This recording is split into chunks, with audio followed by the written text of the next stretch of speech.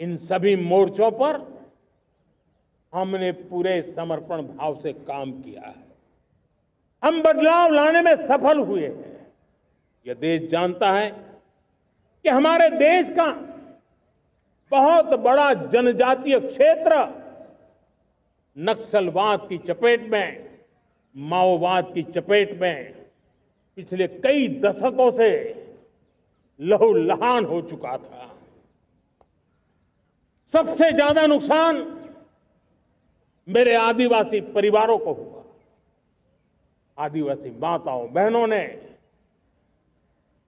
अपने सपने के होनहार बच्चों को खो दिया। नौजवान बेटे गलत रास्ते पर खींच लिए गए, भटकाए गए, उनकी जीवन को तबाह कर दिया गया। हमने फौलादी हाथ से काम लिया। एक समय था कभी 125 से ज्यादा जिलों में नक्सलवाद अपनी जड़ें जमा चुका था। माओवाद की चंगुल में हमारे जनजातीय क्षेत्र, हमारे जनजातीय नौजवान फंसे हुए थे और आज 125 जिलों में से कम होते होते हम 20 पर ले आए हैं। उन जनजातीय समाज की सबसे बड़ी हमने सेवा की है। और आप देखिए, एक जमाना था जब बस्तर को याद करते ही माओवाद, नक्सलवाद, बम बंदूक की आवाज सुनाई देती थी। उसी बस्तर में माओवाद नक्सल से मुक्त होने के बाद जब बस्तर के नौजवान ओलंपिक करते हैं, हजारों नौजवान भारत माता की जय बोल करके खेल के मैदान में उतरते हैं, पूरा वातावरण उत्साह से भर जाता है। ये बदलाव देश देख रहा है। जो क्षेत्र कभी रेड कॉरिडोर के रूप में जाने जाते थे, वो आज विकास के ग्रीन कॉरिडोर बन रहे हैं। साथियों, हमारे लिए गर्व की बात है, भारत के नक्शे में जिन क्षेत्रों को लहूलुहान कर दिया गया था, लाल रंग से रंग दिया गया था, हमने वहां संविधान, कानून और विकास का तिरंगा फहरा दिया है। मेरे प्यारे देशवासियों, ये भगवान बिरसा मुंडा की 150वीं जयंती का अवसर है। तब इन जनजातीय क्षेत्रों को नक्सल से मुक्त कर करके, मेरे जनजातीय परिवार के नौजवानों की जिंदगी बचा करके हमने भगवान बिरसा मुंडा को एक सच्ची श्रद्धांजलि दी है।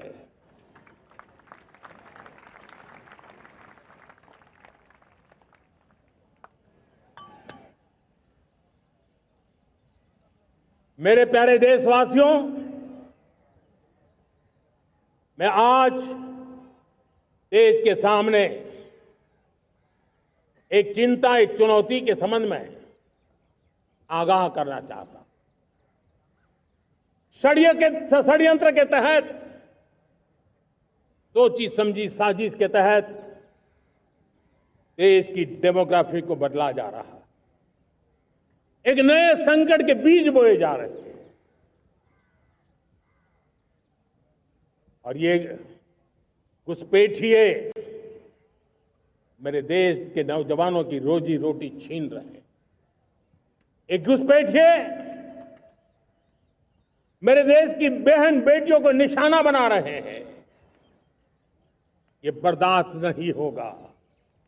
ये घुसपैठिए भोले भाले आदिवासियों को भ्रमित करके उनकी जमीनों पर कब्जा कर रहे हैं। ये देश सहन नहीं करेगा। और इसलिए मेरे प्यारे देशवासियों, जब डेमोग्राफी परिवर्तन होता है, सीमावर्ती क्षेत्रों में डेमोग्राफी में परिवर्तन होता है, तब राष्ट्रीय सुरक्षा के लिए संकट पैदा होता है। देश की एकता, अखंडता और प्रगति के लिए ये संकट पैदा, सामाजिक तनाव के बीज बो देता है। और कोई देश अपना देश घुसपैठियों के हवाले नहीं कर सकता है। दुनिया का कोई देश नहीं कर सकता है, तो हम भारत को कैसे कर सकते हैं? हमारे पूर्वजों ने त्याग और बलिदान से आजादी पाई है, हमें स्वतंत्र भारत दिया है।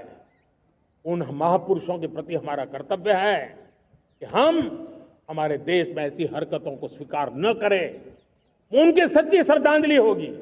और इसलिए मैं आज लाल किले की प्राचीर से कहना चाहता हूं, हमने एक हाई पावर्ड डेमोग्राफी मिशन शुरू करने का निर्णय किया है।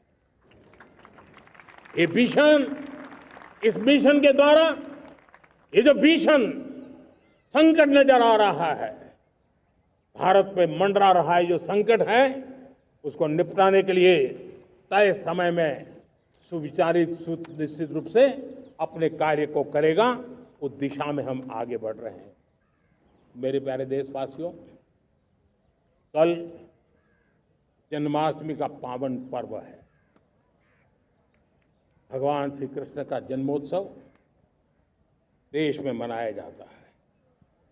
साथियों, जब मुझे भगवान श्री कृष्ण याद आते हैं तो हम देख रहे हैं कि पूरे विश्व में आज युद्ध के तौर तरीके बदल रहे हैं।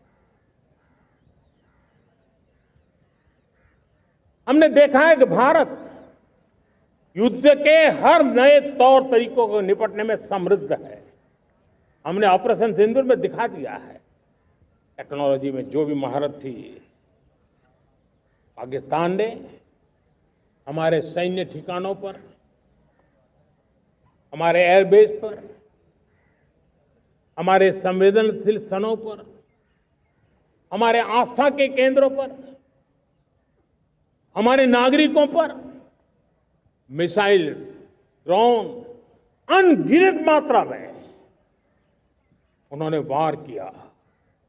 देश ने देखा है, लेकिन